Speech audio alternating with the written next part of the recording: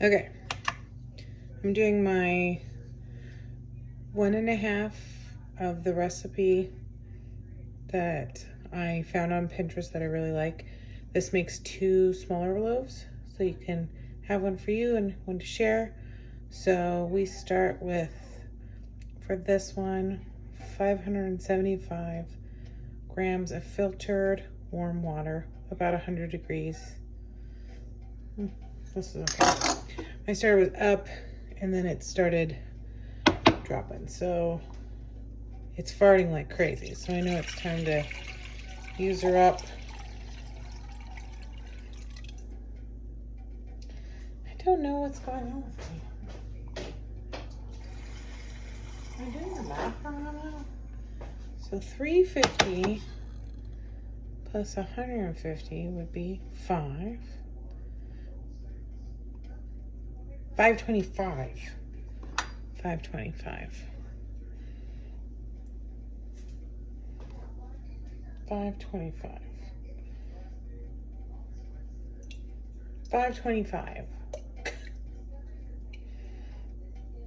Or 529 in this case. Okay. So I'm going to use, then I need 75 grams. Normally it's 50. So for an amount and a half, we're going to reset this back to 0 so I can keep track. So 75 grams of starter. Oh, that's way more than 75.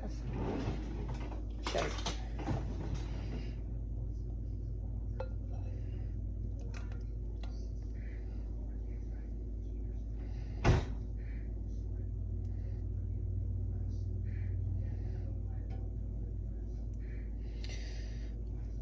Yeah, we'll just,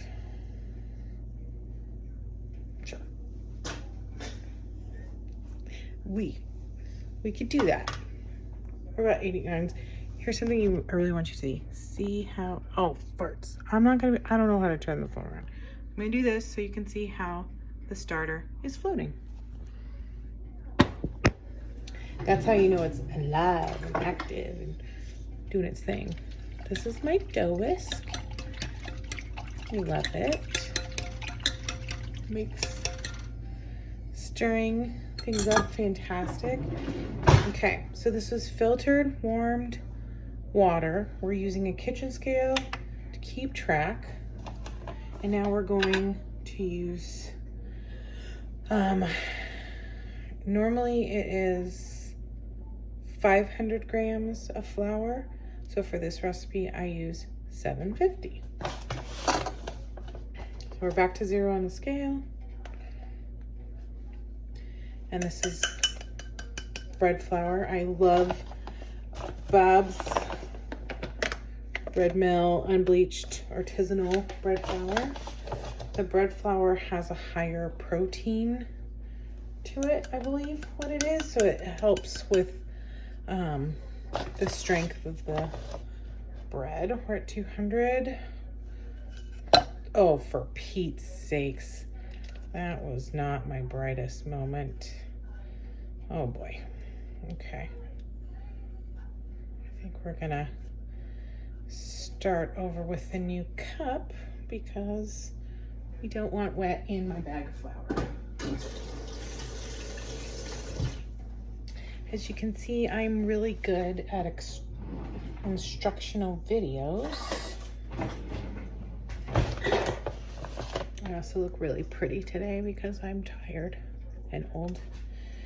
Okay, 412.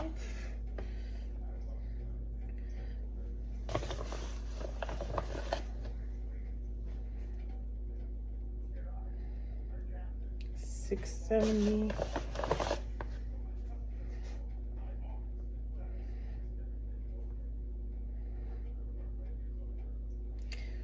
A little over 750. Perfect. Okay, now we're at 750. The last step is the salt. So I have seen many people do mix this up and then add the salt in. I just add it in with the flour. And we're gonna do 15 grams of salt. That didn't even register. Like I said, it's a recipe and a half. So normally it's 10.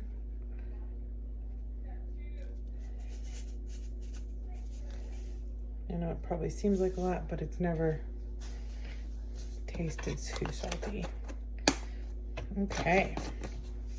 And that's it. That's what we put in here. I'm gonna pull it off the scale and then put it on a towel because I'm on my stove and it makes a lot of noise. And then we just mix it up.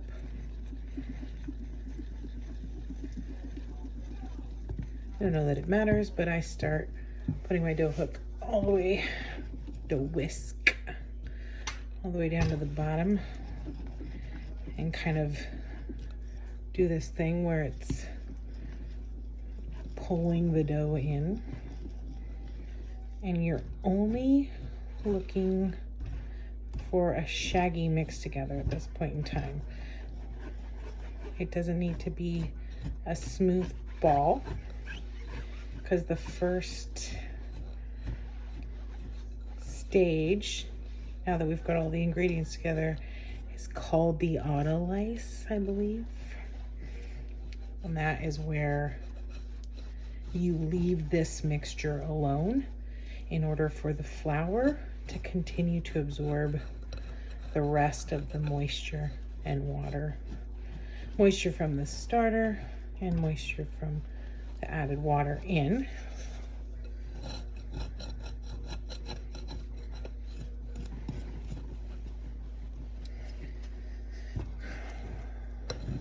This amount just barely fits in this bowl. This is Janice's bowl. I love it because it's got a lid. And it's a glass bowl. I don't know if there's a purpose to it, but I have noticed that most people use a glass or a ceramic bowl for their bulk fermentation stage. So the first stage where you're doing the stretch and folds, or I heard somebody say it the other day,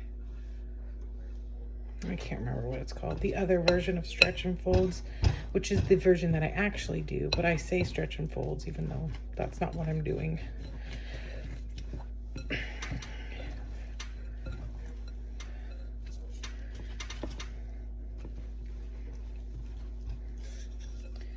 The first video I posted was just the single recipe.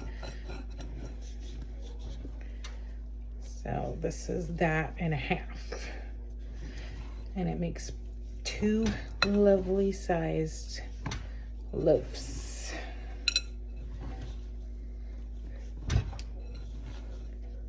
Emma Jason Walker got me a La Crusette bread oven. Cast iron oven. It's so cool. I'm gonna take this dough up there tomorrow. So I'll have to show a video of using that. This will be my first time using that. Okay. So as you can see, like for the most part, like the dough, I'm able to scrape it pretty well away from the walls of the bowl. I just saw a dry patch, but I'm not terribly worried about it because at this point it's like pretty tough. But we're gonna cover this and leave it to rest for 45 minutes. That's what I do. And when I come back and start messing with it, it's going to be a heck of a lot more pliable because all that moisture is settled in. And so yeah, this is the first step after mixing it up. Again, I'm so sorry. So that's what it looks like. It's gooey. not smooth at all. And this is what the starter looks like to read. And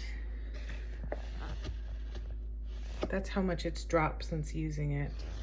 It's back down to where it originally was, but I only pulled out what, like, I think probably half a cup. So, okay, to be continued.